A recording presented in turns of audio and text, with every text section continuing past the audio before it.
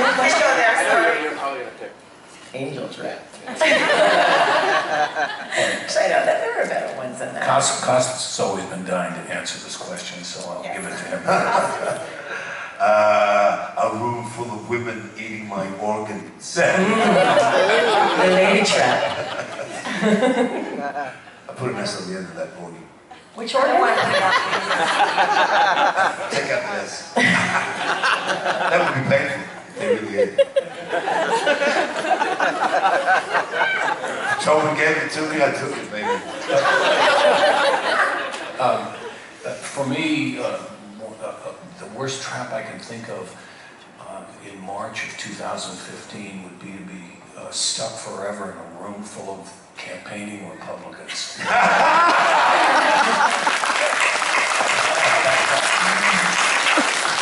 Having to listen to them. But is that the trap you'd want to be stuck in? The question was, which one would you like to be stuck in, right? I meant traps from... Well, no traps are desirable. I wouldn't want to be stuck in any, but that one seems particularly gruesome. I mean, I honestly, I have to say, I didn't really see too many of the saws after 3 or 4 because, quite frankly, I can't stomach it. They're really just a little bit too gruesome for me. I could down. Right? No, really, I'm like. I don't know how you guys watch. If you're riveted and you watch and you want to see every fingernail being ripped off or every tooth being ripped out or skin, is this good? Does it make you? This is good. I'm speaking your language, baby. I don't know. Fingernails, full of teeth. Yeah, so I don't really know what happened after 4 on.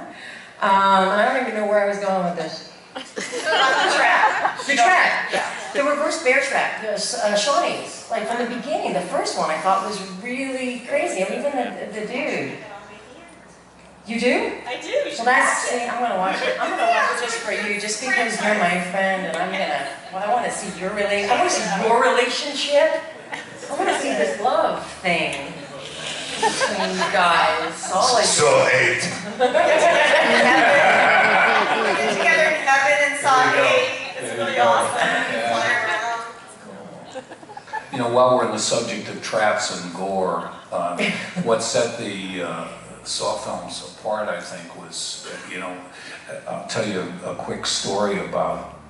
And it gets repeated to me all the time, but I spent a lot of time on baseball fields, and middle schoolers come up to me who have seen the films, and they say, "Hey, well, you're the guy," and I say, "Well, yeah, I'm the guy," and they say, "We love those films." I say, "Why?"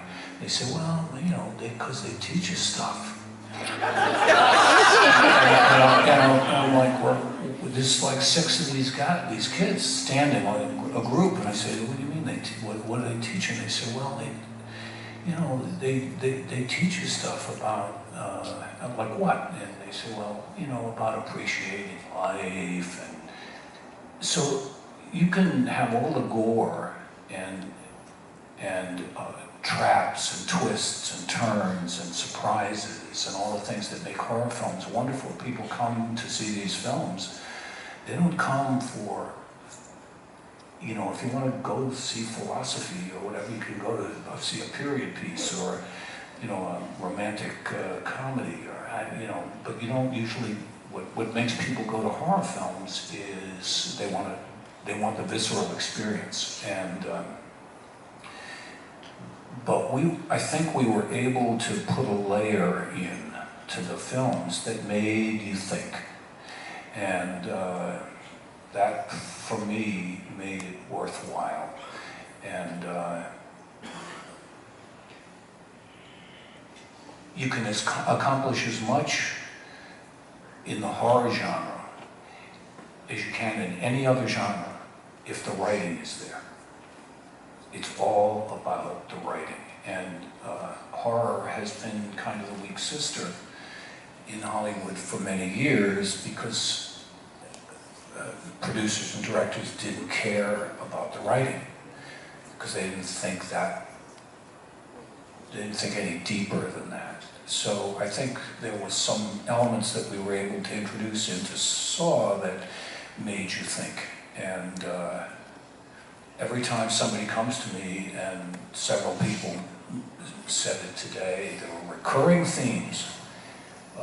Those who don't appreciate life don't deserve life. And, you know, we all struggle with that every day.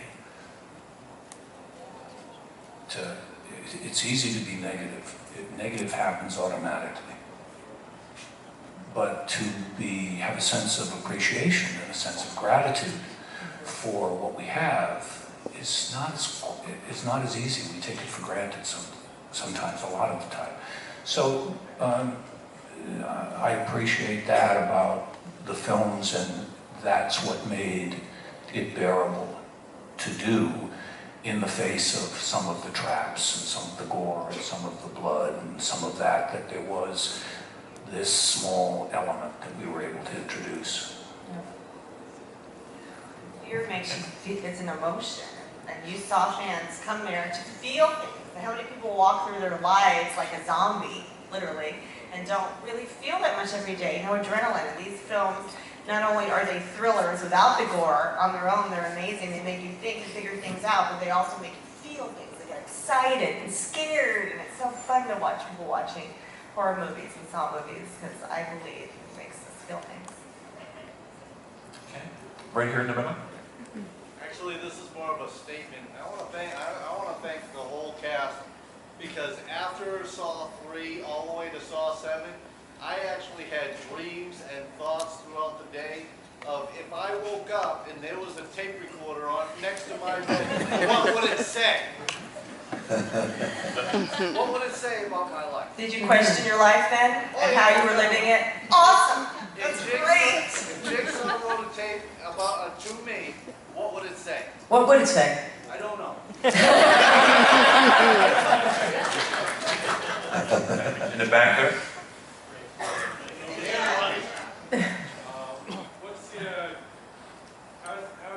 Do the experiences differ from working on an adult horror movie like Saw and an R.L. Stine monster movie you did a couple of years back? I think it was like Nickelodeon movie that got canceled.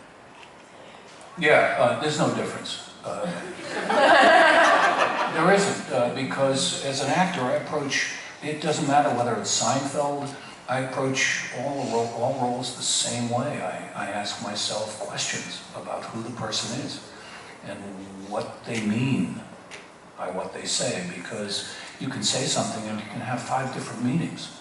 I need to know, I mean, if you get up in the morning and you say, if you say to me, I'm exhausted, well, are you exhausted because you were up all night? Are you exhausted because your wife hates you?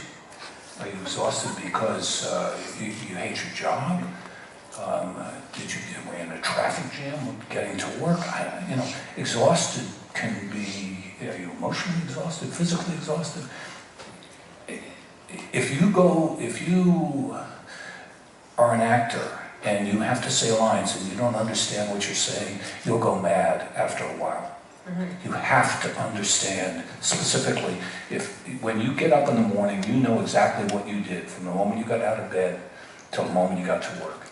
If I ask you about that and you tell me about it, all the details are there because they're filed away in your computer. That's what an actor needs to know. He needs to know, what do I mean about that? I forgot what the question was. Better be good. Yeah, no, it's exactly the same. It doesn't matter. Sometimes there are different elements. Sometimes you got to run in a film, where you got to do something different. But no, it's the same. Okay, right here. Actually, going back to sitcoms, Dina, I loved you in Friends. Oh, thank you. How was it working on the show? I'm sorry? How was it working on the show? It was great. It was a little scary. It was a little intimidating because most of the work that I did or have done has been either in film or series television. That means that when you forget your lines or if you mess up the take, you get a do-over, and not too many people other than the crew and the cast that you're working with know about it. when you do this in front of a live audience, you know, it's basically theater. So they see it. So it's a little bit more, there's a little bit more pressure to get it right the first time. And, you know, coming in on, when I came in, I don't know if it was like what season it was, maybe 4th season? I don't know, I'm not really sure. But they had already really established their audience, and it was already huge at that point. So it's just kind of like, it's just a little intimidating just to come in, you know, be funny and not mess up. And but working with the cast, fantastic. I don't have enough nice things to say about them. Matt LeBlanc is hilarious. I mean, all of them. I mean, they're all great. The girls are super. And yeah, it was fun. 3 episodes. Nice little arc. Right here? Yeah. Have any of you ever thought of your own trap that you'd like to see in movies? Our own trap Yeah. Like, to be in a movie? no, To you see? just saw movies. To see. You thought about it. Didn't he talk about a lady trap with an organ? Yeah, that's sort of what I got on my mind now. I'm not changing. Leave that to the writers. They get paid very well to do that stuff. I try not to think about the traps. Right back there? So, this is for everybody. So as the Saw sequels went on, there was a lot of flashbacks and twists and turns, obviously. Are you aware of any storylines that were going to be used or scrapped that would change what we saw on screen at the last second? Or anything that's going to be used? I am, but I'm not going to tell because I'm still hoping that that it's used, and I'm hoping that I'm in it. So it's more to see.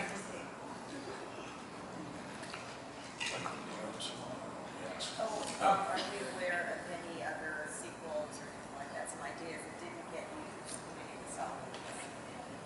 Any storyline ideas? Storyline ideas. Any storyline ideas that were changed at the last second? The musical? I think that's not going to happen. Oh, you never know, though. I mean, someone might think it's a splendid idea. They made an Evil Dead musical, so anything's possible. They changed a lot on the sets. I mean, Yeah, the they took writers a lot were of, there a lot of storylines got changed. the entire time. They were writing Yeah. every day before we would film scenes. They were changing. By the way, here's 6 pages of dialogue. Learn it. We're going to shoot it in 10 minutes.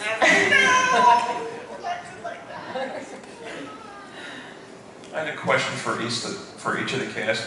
How did you decide to become an actor? Like, what was it that drew you to it, or was there a moment when, you know, maybe you had done it at an early age and you realized, you know, wow, this is me. This is what I'm going to do.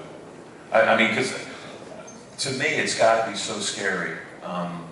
You never know when your next paycheck is coming. I mean, I guess if you get a series or something, that's one thing, but the thing with acting is it seems like it's constantly working on a tightrope, you know, like you do your film or whatever, and then when that project's over, you know, you're waiting for the next project. That would terrify me, you know?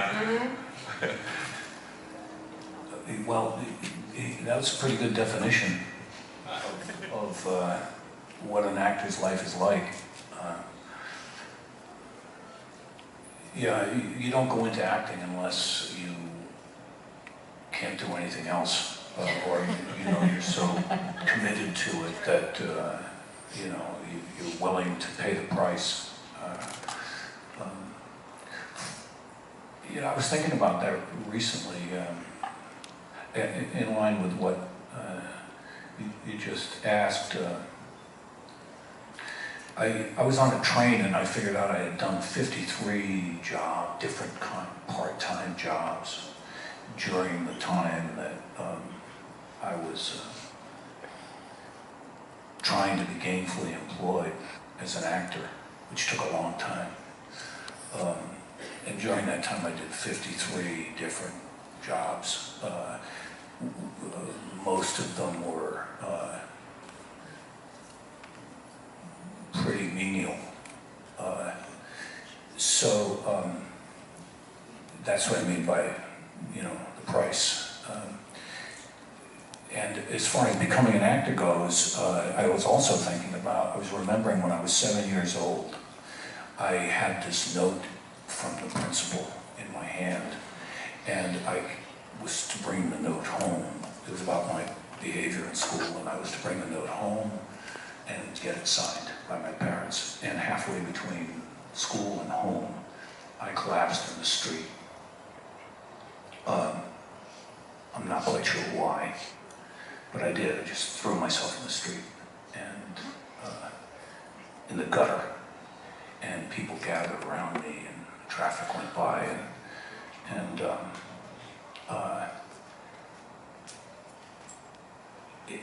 I was there for probably 20, 25 minutes, and there were no cell phones then, and so somebody went to a house or a store to call the police or an ambulance or whatever, and people gathered around, and I tried not to breathe.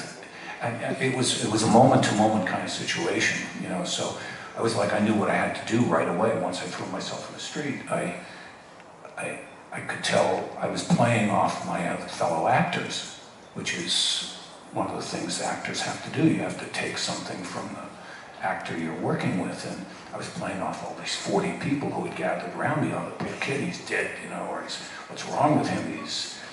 And they put a pillow under my head, and they felt my pulse, and you know, and I completely knew what to do. And in 25, 30 minutes, I had adults right where I wanted them. For the first time in that entire day, which was probably a horrible day in school. When I was 7, then I heard, step aside, his mother's here. And I was like, oh shit. Because somebody knew where I lived, got her blood, and I jumped up to my feet, and I didn't wait for her to get to me, because she would have known, you know, bullshit when she saw it. And I ran through the crowd and into the woods. And I stayed there till dark. But I remember that it was a fascinating moment for me, how you could control people and their experience. And so for me, that was something I remembered really, I mean, I always remembered the incident, but I didn't remember its significance. And it was basically what you do as an actor, you ask people to enter your reality. And that was what happened in the street. Wow, and when I was 7 years old, I watched a show called The Hardy Boys, and I had a giant crush on Sean Cassidy. And I was like, I want to be the girl on that show that gets to kiss him. And then as I grew up, I want to be the girl that gets to kiss the cute guy on the TV screen. That was me when I was like, you know, 7, 8, 9, when you're at that kind of, well, not really coming of age just yet, you're still really stupidly young. But yeah, I wanted to be on the TV with the cute boys. That was me when I was a kid. That was like when I got my acting bug. Not really as cool of a story as Tobin's, but I mean, he's got it. Not many of us have as cool of stories as Tobin. When I was 7, I had a severely autistic sister who was 5 years older than I. And my mom and dad were very unhappy. We had a lot of people living with us to take care of her around the clock.